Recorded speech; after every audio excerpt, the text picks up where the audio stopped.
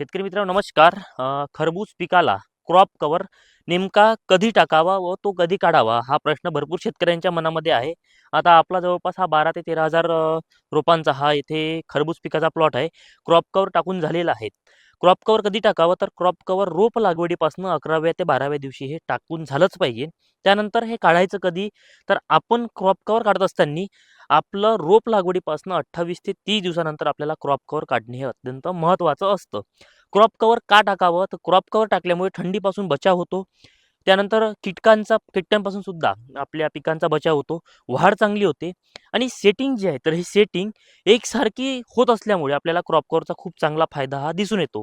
Crop cover टाकलं नाही तर खरबूज पिकाला सुरुवातीपासून फुलं यायला सुरुवात होते आणि ते जर सेटिंगमध्ये रूपांतर झाले तर आपली सेटिंग मागे पुढे येऊ शकतं. काही फळांची जाळी बनेल, काही फळांची जाळी बनणार नाही. यासाठी आपल्याला क्रॉप कव्हर टाकणे अत्यंत महत्त्वाचं असतं. क्रॉप कव्हरबद्दल काही प्रश्न असेल तर कमेंटमध्ये नक्की विचारा. धन्यवाद.